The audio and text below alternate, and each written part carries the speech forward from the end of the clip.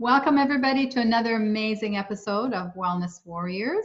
Today I have a very special guest again. Her name is Bree Argetsinger, but better known as the Betty Rocker. And I met Betty at a conference.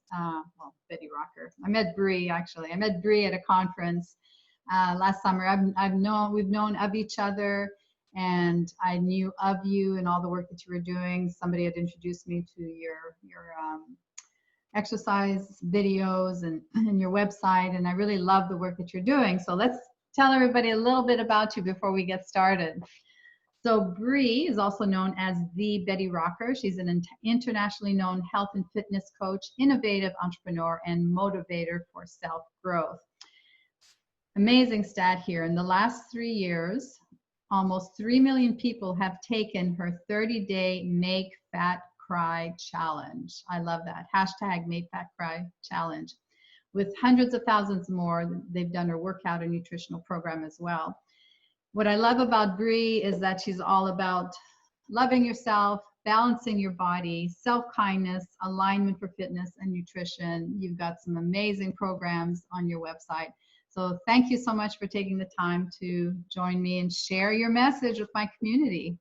It's such an honor to be here. And I remember meeting you in person finally. It was definitely love at first sight. I just feel your heart and your energy, and the work that you do is just so important. And I'm so grateful to have the opportunity to connect with you again, and also to connect with the women who you impact. So thank you again for having me. Yeah, thanks, Bree. That's so fun. I'm so looking forward to this.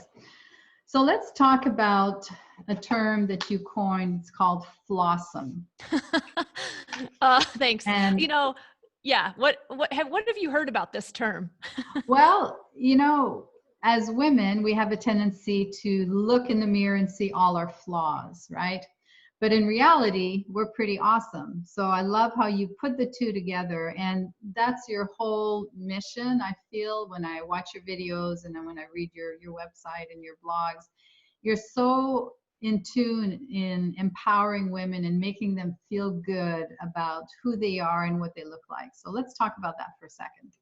Yeah, I'm glad you brought that up. I'm not the originator of that word Flawsome. I just picked it up because it was out there in social media, and it was something that just resonated so strongly with me and my own personal journey of feeling so constantly self-critical, so hard on myself, always looking at my own flaws and feeling like I needed to fix something in order to be worthy of being seen or being recognized or being significant or being loved even.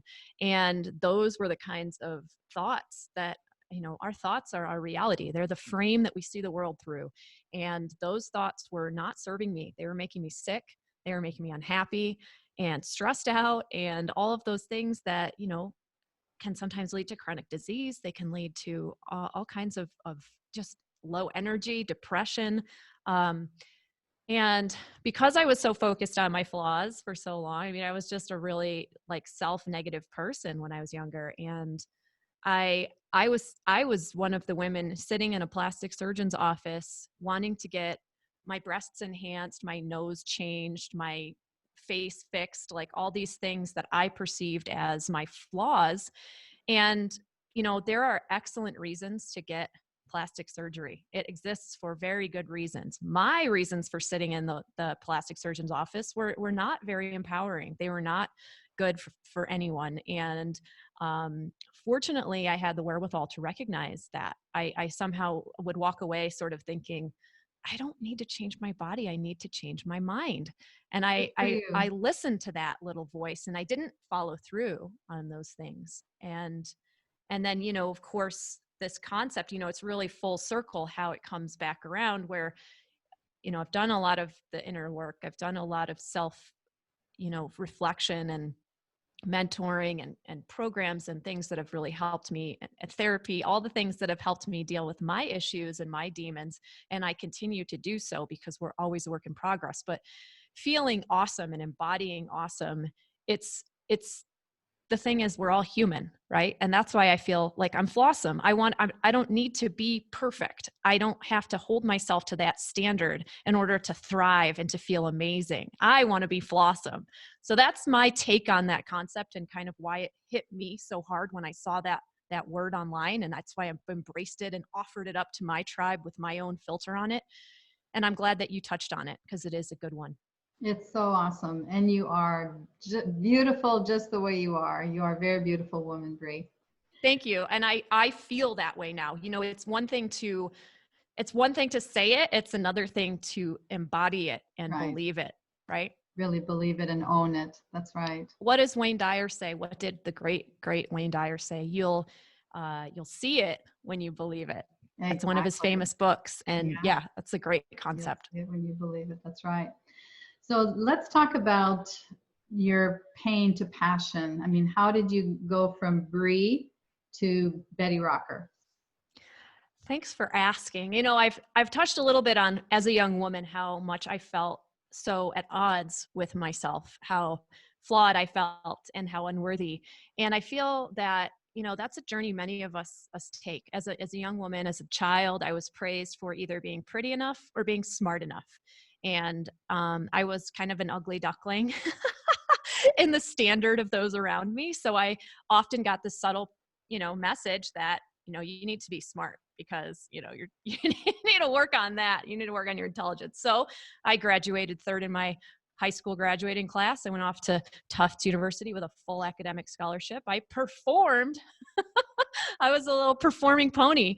But I had this deep sense of unworthiness, because, our world recognizes women and measures them by their youthfulness, by their this beauty standard that's very unrealistic, and that isn't even real for the most part. I was getting a lot of my messaging from magazines, which were the Instagram of the time in my day. and Mm-hmm. that was where I was getting the message of how I was supposed to look. And as a childhood, I went through a lot of sexual and emotional and physical abuse.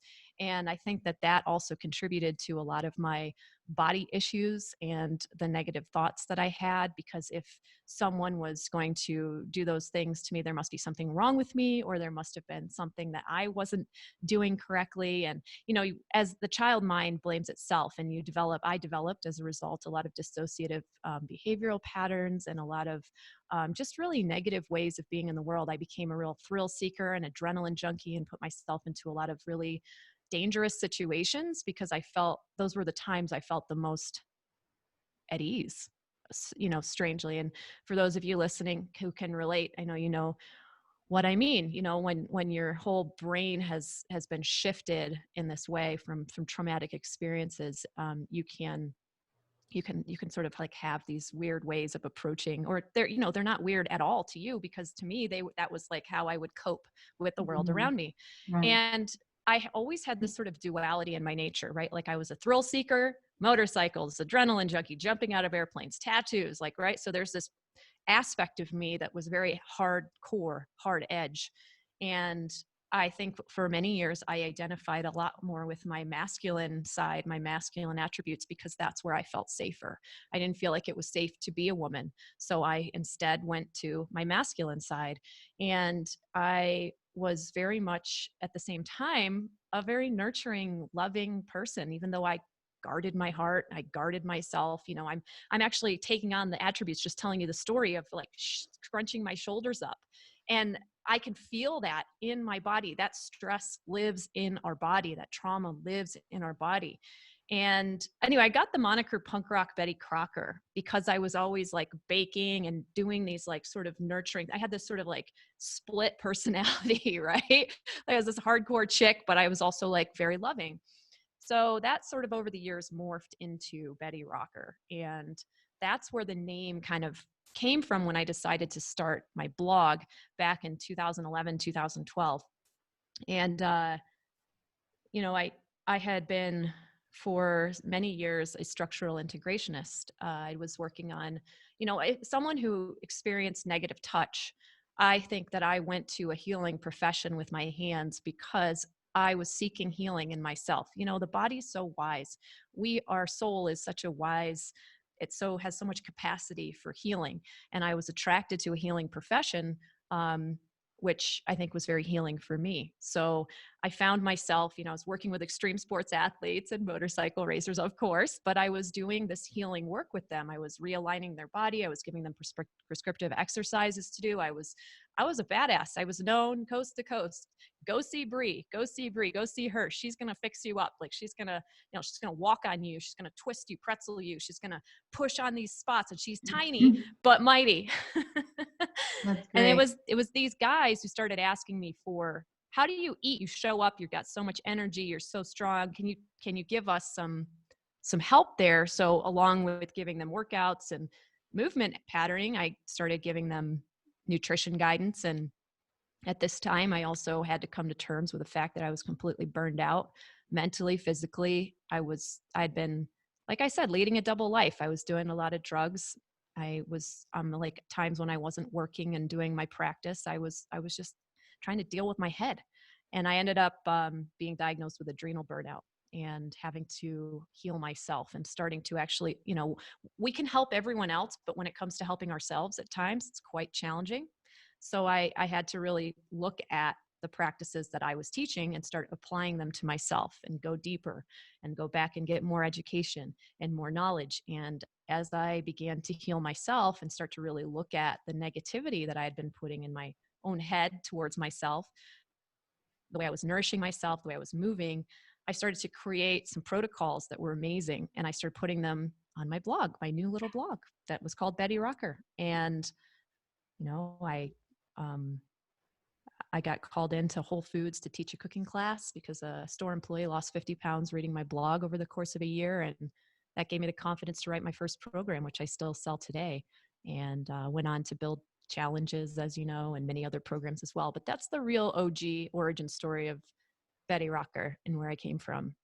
Yeah, can totally relate. I mean, that's why I chose chiropractic, right? Hands-on, touching, healing people because of, you know, my past with sexual abuse as well. And I mean, the whole head thing, it's, you know, we're in our head 24/7, and sometimes it's really hard to calm those demons unless, you know, we become very proactive and we learn to heal and to nurture ourselves, to love ourselves regardless of what's happened in the past. And that was for me in my second healing journey a huge um, you know, a huge aha for me to be able to say, you know, it's okay for you not to be perfect. It's okay to say no. It's okay to take time for yourself, and you don't have to be Wonder Woman for everybody and just the Dr. V personality, right? Just like you know, Betty Rocker.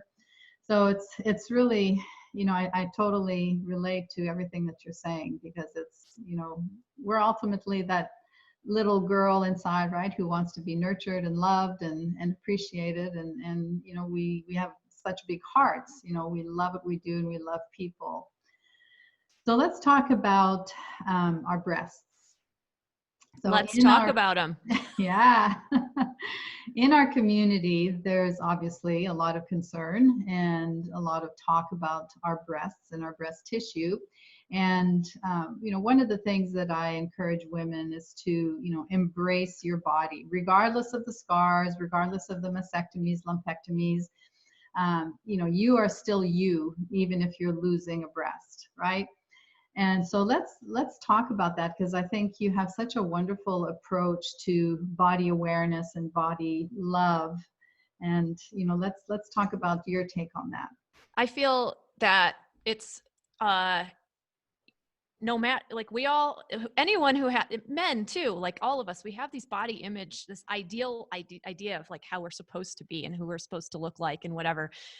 And I think there's a lot of merit in embracing who we are and having, like, this is one thing that I find in our culture, that we don't get exposed to seeing a lot of naked bodies of the same sex quite often. And I think that this can really skew our mental imagery of what we should look like, right? There's no one way that a vagina looks. There's no one way that breasts look. There's no one way that any of our sexual organs or any parts of our body are supposed to look. And so I found myself when I was kind of going through this sort of healing journey, seeking out a lot of art books. I remember I bought a book that was like a book full of breasts, like all different breasts of shapes and sizes, because I used to really hate my breasts since I was young. I thought they were too small, too saggy, this or that, whatever. And that's why I was, constantly seeking out a surgeon to like talk to me about how to fix them and make them more desirable. But where was I getting that impression from? I was getting it from padded push-up bras. I was getting it from looking at Playboy magazines in my grandfather's bathroom. I was getting it from porn. And that's like where people are looking at. And unfortunately, like people are looking at these sort of not real bodies and getting this idea that that's how their body is supposed to be. And there's just many different ways to look. And I think that they should all be acceptable, but we have to first work towards accepting ourselves. And I think that concept of Flawsome is really essential. I mean, we think about if I'd had my grandmother had a breast removed. She was a breast cancer survivor, and it's something that I think about myself too. And I'm like, if I had a breast removed, how I would feel like a part of me. It's like if you had an arm removed, or you had any part of your body removed. Of course, it's going to feel strange because you're missing something that you've always had. And so, I mean, I think it's a really personal journey as to how you approach it, but you must not feel that you are less worthy or less of a person because some part of you has transformed.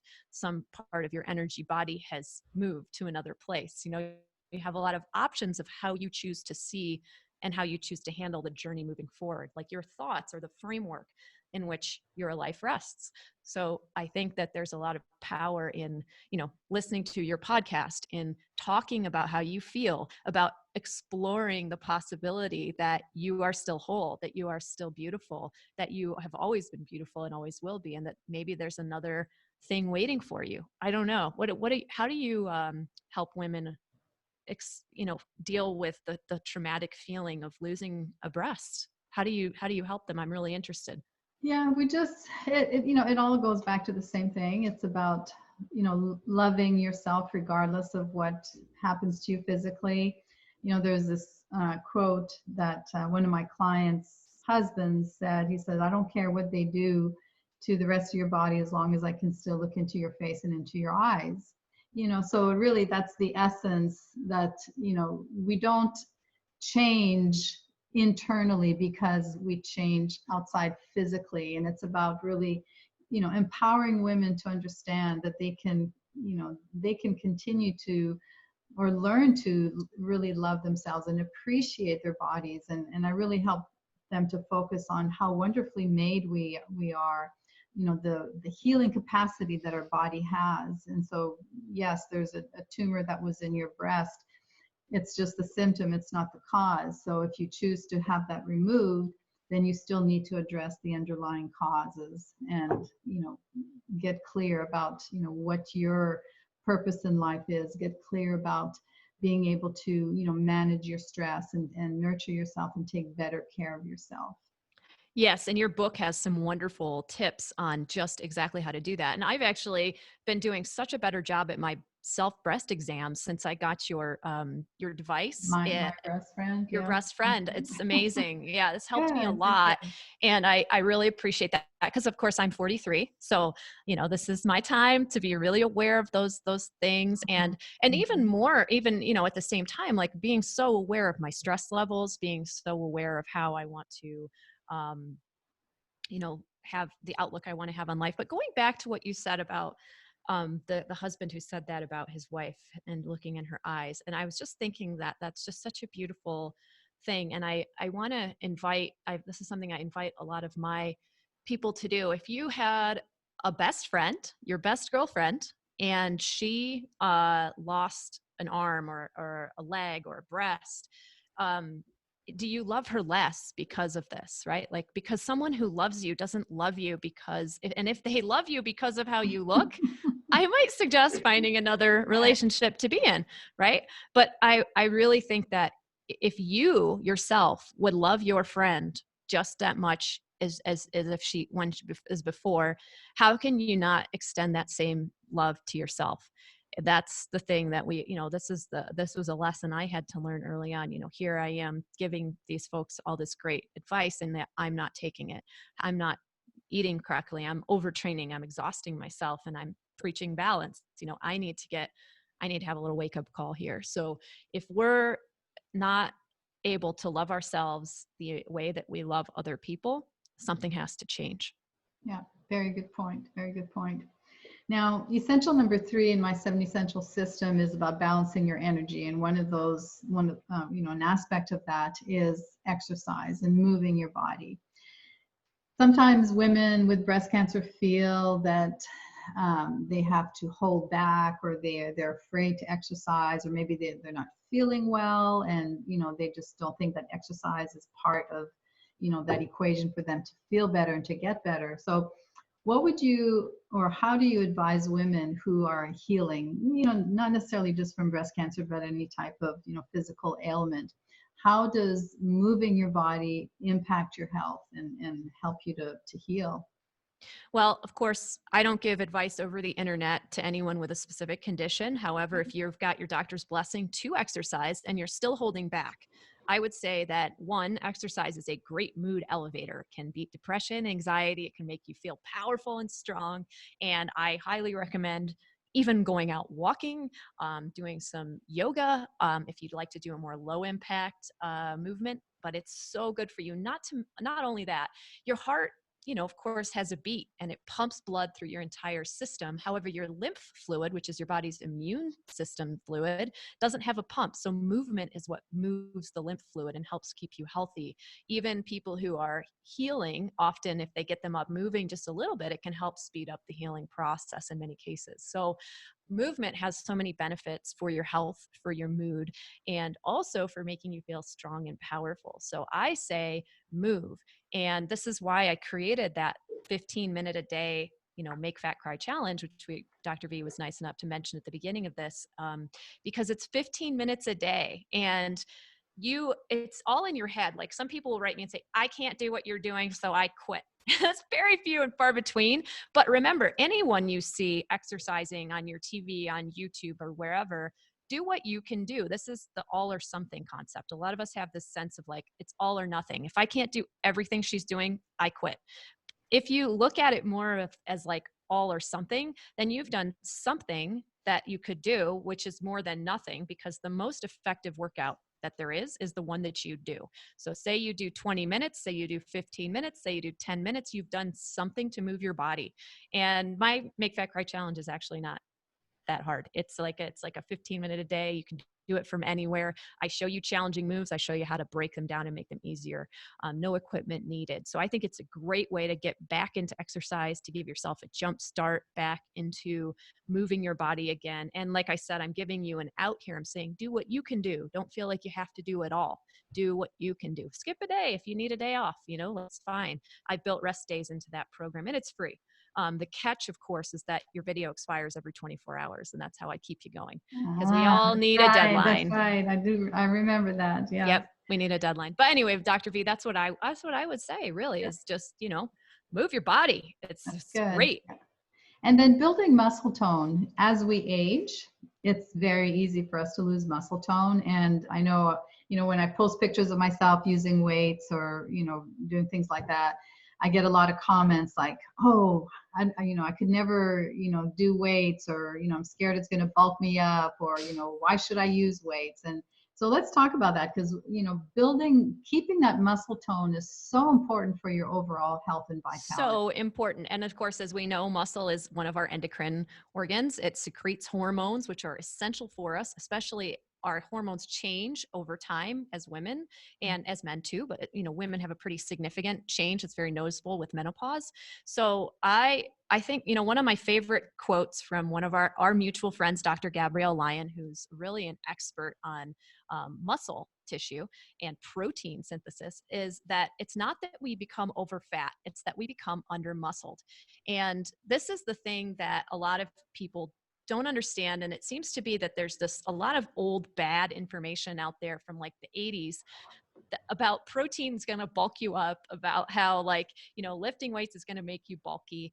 The shape of your physique, your body's composition is made up from the amount of muscle to fat that you are carrying in your body. And so what you want to think about more is, how can I shift the composition, the tissue in my body to have more muscle density and less fat? Because if you had a pound of muscle and a pound of fat in front of you, the pound of fat would take up much more space than the pound of muscle.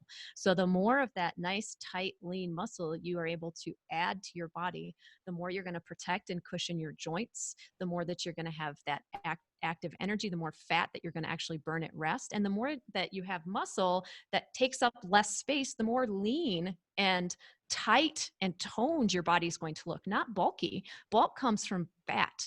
And it takes an awful lot of food to get big, to get bulky. And that also, a lot of the times the people who look bulky to us are carrying around extra fat. If they're carrying around extra muscle, it may be that they're also sometimes taking some type of steroid that helps their muscles get really big and bulky. But, as women, we have less testosterone than men. This is why in general, we carry less muscle than men. So we almost have to work twice as hard to put on the equivalent amount of muscle. And this is why it's so essential that you get some resistance training in the mix. So this is why the way I do it is I teach body weight training first, because we need to learn the foundation and the form in our body. And we do a lot of resistance training using our own body weight, gravity, single arm, single leg movements. Then we graduate up to using light or, water bottles, water jugs, your laundry jugs. You've got props all over your house that can work as resistance equipment for you to give you extra resistance. And that challenges your muscles to grow. And your muscle doesn't actually grow when you're training it. It grows when you rest it. So you get a good session in, and then you rest your muscle tissue, and it grows and expands. And that's not going to bulk you up. What you're doing is you're creating more capacity to burn more fat, more calories at rest, the more muscle you carry, and you're going to change the shape and composition of your physique by adding muscle. So it's not that we are over, it's that, it's that we're over fat and under muscle, to put it in Dr. Gabrielle's terminology. We need more muscle. And as women, especially, we need more muscle as we go through time and we approach the third stage of our life, as it were. What are your thoughts on that? Yeah, absolutely. Agree totally with what you're saying. And another aspect too is it increases mitochondrial oxygenation, which is so important when you're on a healing journey or any time, because we know cancer cells have very poor mitochondrial function. So the more oxygenation we can get into our bodies, then the more happy our mitochondria are. So that's great. Yeah. So Bree, you've done such an amazing job talking to us about your passion and exercise and fitness and loving ourselves. Now, if people want to know more about you, where can they find you? Oh, you guys can find me everywhere. Just type in The Betty Rocker on any Google browser and I'll pop right up. You can find me on Instagram at The Betty Rocker, on Facebook at The Betty Rocker. You can find me thebettyrocker.com on my amazing website with lots of free recipes and workouts and resources for your healthy lifestyle of Flawsome. And of course, you can take my free Make Fat Cry challenge at makefatcrychallenge.com. Yeah, it's a 30-day challenge, 15 minutes a day, very easy to do. So, Betty, thank you so much. Betty, Bree. It's all good. I love that you have embraced the Betty Rocker. That's right. That's right. No, I did one of your programs. I forget which one it was, but it was really good. I really enjoyed it. Thank you. Right. Thanks for your time. And this is Dr. V sending everybody a big healing heart hug, and stay tuned for the next Wellness Warrior podcast. Bye for now.